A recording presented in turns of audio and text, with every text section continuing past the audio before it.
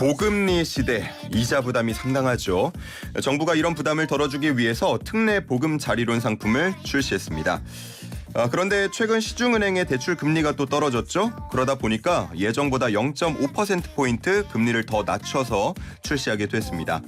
자, 그렇다면 특례 보금 자리론 출시가 이 부동산 시장에 어떤 영향을 줄지 박원갑 KB국민은행 부동산 수석전문위원 연결해서 이야기 나눠보겠습니다. 위원님 안녕하십니까?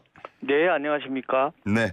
자, 특례 보금 자리론 상당히 많은 관심을 모았었는데 지금 인기가 많은가요? 글쎄요, 지금 온라인 홈페이지 접속 지연 사태가 일어났고요.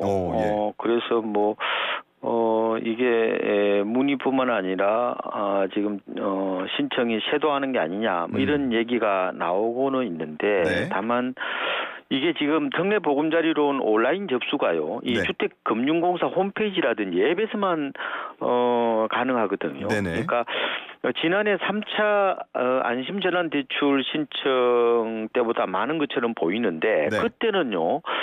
KB국민은행뿐만 아니라 시중은행 6곳에서도 이게 신청이 가능했고 예. 또 오프라인 영업점에서도 신청을 할 수 있었거든요. 그때 오부제 이런 것도 하지 않았나요? 예, 그래서 단순 비교하기에는 다소 좀 어렵지 않느냐, 이런 얘기들이 나오고 있는데, 예. 어쨌든 전반적으로는 좀 관심이 모아지는 것 같습니다. 예, 실제로 이 상품을 이용을 얼만큼 하는지는 좀 지켜봐야겠지만 관심만큼은 높은 게 사실인 것 같은데, 자, 특례 보금 자리론 대출 상품 특징을 좀 간략하게 짚어주신다면요.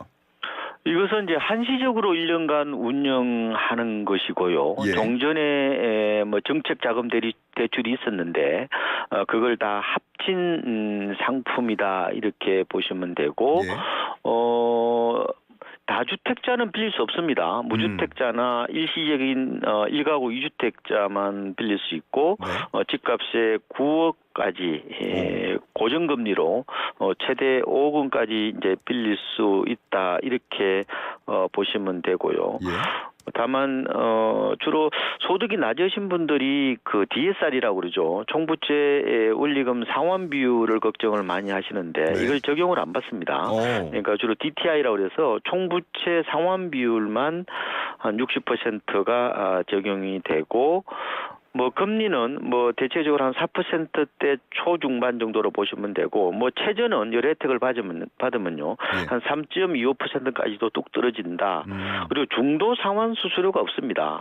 그래서 지금 이제 금리가 여전히 이제 비싸잖아요. 이럴 때는 이제 고정금리로 받았다가 나중에 이게 이제 금리가 낮아지면은 변동금리로 갈아탈 수 있거든요. 예.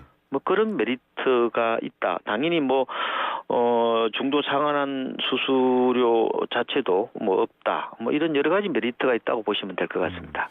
홈페이지를 들어가 보니까 이무 이업이라고 강조를 하고 있던데 소득 제한하고 중도 상환 수수료가 없고 대출 한도가 5억 원으로 올라가고 주택 대상 한도가 가격이 9억 원까지 올라간다. 이런 내용입니다. 근데 하다가 만약에 시중금리가 더 싸졌을 경우에 중도 상환 수수료 없이 갈아타면 되는데 현재 이용하고 있는 사람들은 어떻습니까?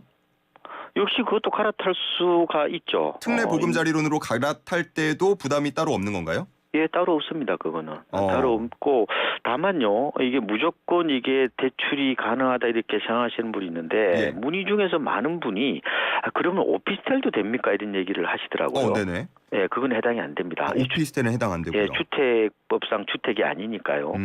사실상 준주택이라고 할 수도 있죠. 그러니까 최근에 생활형 숙박시설 이것도 안 됩니다. 이번에 그 분양받은 분들이 많아요. 그리고 기숙사라든지 노인 복지시설 이런 것들은 좀 불가능하다. 이렇게 좀 아시는 것도 괜찮을 것 같습니다.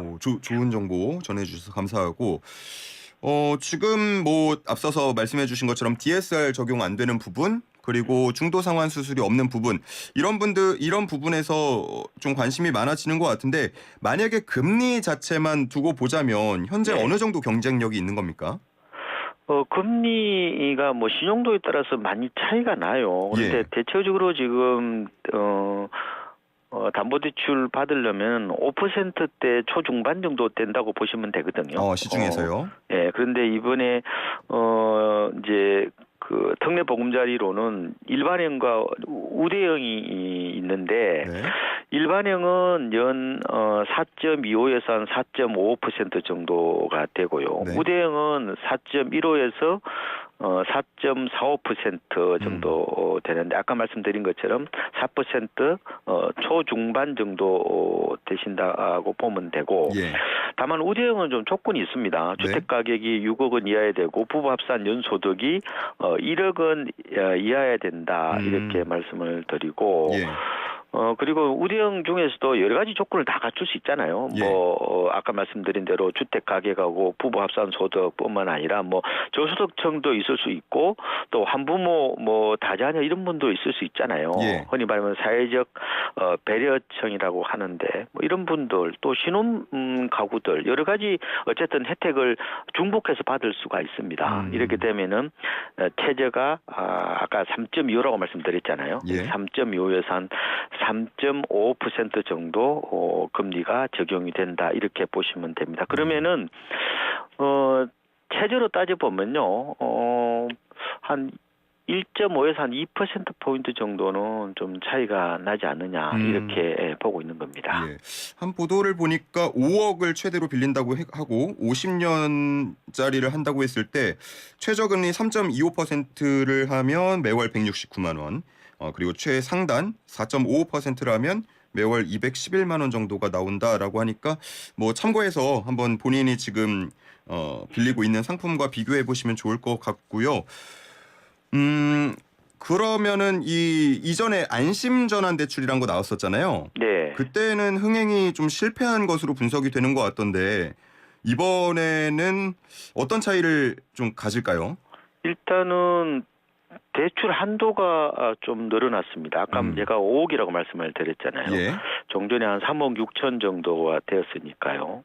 그리고 주택 가격은 이제 9억까지 할 수 있는 거고요. 그리고 여러 용도로 이제 빌릴 수가 있다는 겁니다. 예. 이제 신규로 주택을 구입할 때도 가능하고 대환이라고 그래서 아까 대출 갈아타게 하시는 거 있잖아요. 그것도 해당이 되고 예. 또 보전이라고 그래서 이 갭 투자하신 분들 있잖아요. 물론 예. 집을 한 채 이제 자기가 살지 않고 이제 갭 투자로 사놓은 경우가 네네. 해당이 되겠죠. 지금 세입자가 나간다고 그러는데 이 전세값이 빠졌잖아요. 예. 이런 경우에 전세 보증금 반환 목적으로 빌릴 수도 있습니다. 그렇군요. 네, 그래서 좀 용도가 좀 비교적 다양하다 이렇게 보시면 될 것 같고 예. 그래서 아까 과연 흥행할까 아니면은 실패할까 관심을 많이 보통 가지시는데 네. 제 생각에서는 지원 요건들이 좀 완화가 되어서 예. 그죠? 결과는 어쨌든 좀 뚜껑을 열어봐야 되겠지만 주변에 이제 30, 40대 이게 후배들 얘기 들어보면은 한번 빌려볼까? 이렇게 생각하는 사람들이 좀 적지 않은 것 같습니다. 예, 확실히 워낙 고금리 시대에 살고 있다 보니까 좀 매력을 느끼는 분들이 많은 것 같고요. 자, 이 상품이 나온 배경, 지금 부동산 시장의 연착륙을 위한 것 같은데 어떻게 얼어붙은 이 시장의 분위기를 바꿔놓을 수 있을까요? 글쎄요. 제 생각에는 이게 군부를 떼는 효과보다는요. 예. 그냥 온기를 약간 지필 수 있다. 이 정도로 저는 보고 있거든요. 그러니까, 영향력이 크진 않을 것이다 이렇게 보시는 건가요? 네, 어차피 하락 추세인데 예. 이 하락폭을 다소 둔화시키는 요인이 되지 않을까 생각이 되고요. 이게 아까 이제 시세가 9억 아파트 대상으로 이제 빌리는 거니까 네. 사실상 이제 중저가 아파트들이 수혜를 받는다 이렇게 보시면 되죠. 예. 한 정보업체 조사를 보니까요, 전국에서 시세가 9억 원 이하인 아파트가 전체의 한 79.8%. 그러니까 10채 중에서 8채 정도가 해당이 된다는 얘기잖아요. 네네. 서울에서도 많습니다. 노원구 같은 경우도 80% 정도, 구로구 이런 데도 한 65% 정도가 되니까요. 예. 상대적으로 이제 비강남 지역에서 혜택을 받겠다. 그리고 수도권에서도 뭐 경기라든지 인천 쪽에서는 구기 아파트들이 많으니까 이 대출을 활용할 수 있겠다 이런 생각이 들고요. 그래서 이번에 대출을 해가는 연령대는 주로 뭐 2030 세대들이 많을 거잖아요. 예. 이렇게 되면은 지금 이 세대들이 이제 이 대출을 빌려서 집을 산다면은 뭐 집값이 다소 덜 떨어지는 효과가 있지 않을까 이렇게 이제 내다보고 있는 거고요. 예. 그래서 뭐 지금은 뭐 그렇게 막 대출을 내서 막 살려는 사람은 당장은 그렇게 많지는 않지만 이게 1년 동안 한시적으로 시행하는 거잖아요. 예.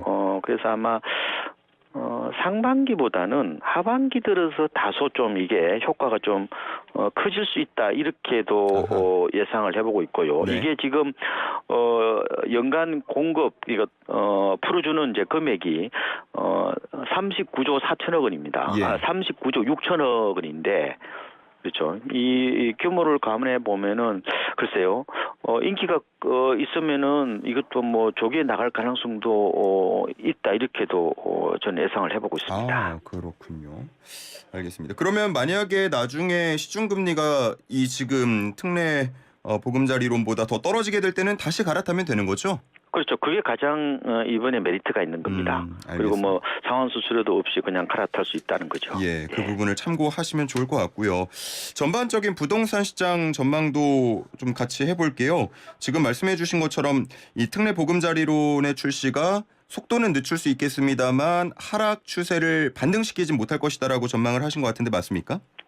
그렇죠. 그 단기적으로 보면 그렇게 될 것 같습니다. 예, 올해 전체적으로 뭐 약세 가능성을 더 많이 보고 있으니까요. 예. 그리고 집값이 빠진 지도 얼마 안 됐지 않습니까? 예. 그리고 이게 지금 집값이 보금자리론 외에도 또 다른 주택들도 있지 않습니까? 네네. 그래서 종합적으로 봐야 된다 이런 말씀을 드리고 지금은 거품이 약간 꺼지는 어떤 그런 과정이라고 보시면 될 것 같습니다. 거품이 꺼지는 단계이다. 네. 작년 8월에 저희와 인터뷰하셨을 때요. 상반기까지는 가격 조정과 기간 조정이 동시에 진행될 가능성이 있고 그 이후에 약보합 정도로 갈 가능성이 있다. 이렇게 말씀을 해주셨는데 지금도 같은 전망이신지요? 네, 지금도 그렇게 보고 있습니다. 하반기로 가면 갈수록 거래량이 다소 살아날 가능성은 있습니다. 예. 하지만 V자형 반등은 어렵다고 보고요. 그것은 세 가지 때문인데요. 첫 번째로는 주택시장의 주력 세대인 2030 세대들이 그동안 이제 불안 심리로 인해서 패닉 바잉이라든지 연끌 비투를 많이 했잖아요. 네. 이미 살 사람은 많이 다 샀다는 거죠. 이걸 뭐 선치매라고 얘기를 하거든요. 예. 그래서 지금은 집을 사려는 수요가 많지는 않다. 미리 미래가 불안하니까 당겨서 이렇게 구매할 사람들은 없다 이런 말씀을 드리고 그리고 금리도 집값의 또 다른 풍향계잖아요. 예. 근데 금리가 연내에 인하되기는 좀 어렵지 않느냐. 물론 뭐 좀 빨리 한다면 연말에 가능하다 이런 얘기도 하지만 대체적으로는 금리 인하는 내년 정도로 보고 있거든요. 네네. 그리고 지금 뭐 무역 적자 이런 보도 보셨을 텐데 뭐 경기 침체까지 겹쳐 있어서 전반적으로 조정은 그게 기간 조정이든 가격 조정이든 한 2, 3년 정도 더 갈 게 아니냐 저는 이렇게 보고 있는 겁니다. 알겠습니다. 자, 이제 마무리 말씀을 드려야겠는데 지금 뭐 이런저런 이유로 또 많이 떨어졌다고도 하고 이런 특례 보금자리론도 출시가 됐다고 하니까 지금 사야 하나 이런 생각 갖는 분들 계실 것 같거든요. 어떻게 좀 이런 걸 적극적으로 활용해야 할지 아니면 좀 더 뭐 하반기 혹은 내년까지 기다려야 할지 조언 좀 부탁드리겠습니다. 대출이자보다 더 중요한 것은 집값이 어떻게 될 것인지에 대한 전망이잖아요. 예. 네, 그걸 보고 판단하셔야 되는 겁니다. 자, 그러면은 저는 두 가지로 나눠 드릴게요. 그러니까 당장 집을 이렇게 사야 될 분들이 있잖아요. 옮겨야 될 분 이런 분들도 있을 텐데 예. 이런 분들은 저는 너무 타이밍 하지 마시고 가격 메리트를 보고 판단하시는 게 더 좋을 것 같아요. 왜냐하면은 지금 아파트 값이 빠진 것은요 신축 대단지 중소형 평만 빠진 겁니다. 예. 나홀로 아파트, 단독주택, 빌라, 다세대 주택은 별로 빠진 게 없어요. 그래서 편차가 좀 심하다는 말씀을 드리고 예. 급히 좀 내 집 마련을 하실 분들은 제 생각에는 아파트 기준으로 고점 대비 서울은 한 30% 이상, 수도권은 40% 이상 떨어진 곳에 가서 저는 베이스 캠프를 치라는 말씀을 드리거든요. 베이스 캠프요. 예.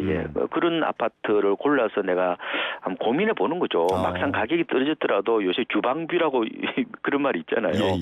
아니면 또 1층이거나 또 뭐 여러 가지 도로 변경이나 여러 가지 여건이 안 좋을 수 있기 때문에 예. 많이 고려를 해야 될 것 같고 특히 매매 가격이 공시 가격보다 더 떨어진 지역들이 있습니다. 예.